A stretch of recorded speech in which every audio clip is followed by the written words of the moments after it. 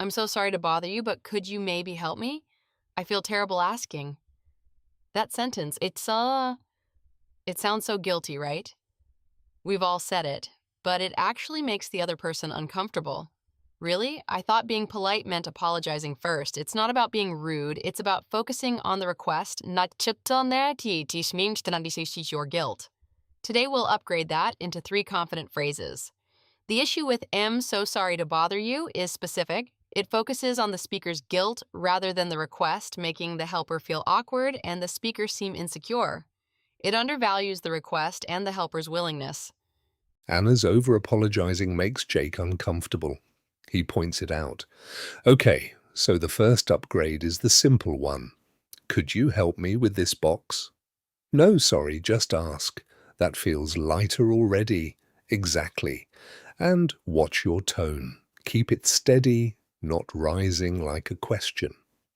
The skill for this moment is understand why over-apologizing sounds weak and makes others uncomfortable.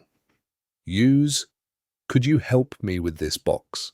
as the first complete version. Then support it with one detail that the interviewer or listener can picture. When you want the sentence to sound natural and low pressure. After understanding the problem, Anna learns a better, simple phrase. Now, for a neighbor or colleague, you can say, "Would you mind giving me a hand with this box?" Notice the rising tone on mind. That softens it. That does sound polite without being sorry. "Could you help me with this box?" is the simplest version. Balances ambition with humility.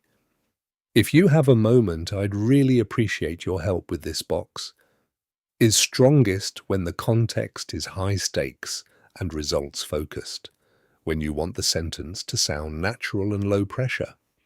Anna succeeds with the simple phrase, now learns a more polite version.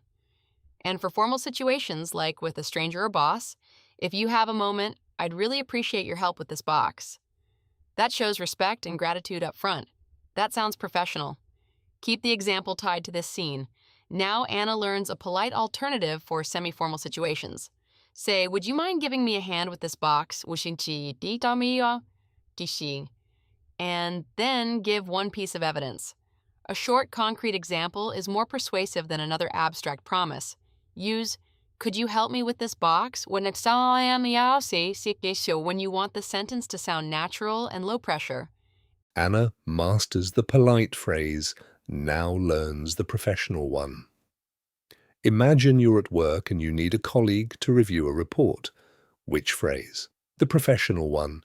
"If you have a moment, I'd really appreciate your help." Great choice. And if they say yes, you just say, "Thanks, I appreciate it." No need to apologize. Listening and pronunciation cue. Intonation for polite requests, rising tone on "would you mind," and "if you have a moment" to sound more tentative and respectful. Say, "Would you mind giving me a hand with this box?" with a calm pace and a slight pause before the result. Anna has learned all 3 phrases. Now she applies the professional one in a real situation. So to recap, simple. Could you help me? Polite. Would you mind giving me a hand? Professional. If you have a moment, I'd really appreciate your help. Practice these 3 aloud. Next time you need help, choose one and notice how differently people respond. The weak line was, am so sorry to bother you, but could you maybe help me? I feel terrible asking. The complete line is, if you have a moment, I'd really appreciate your help with this box.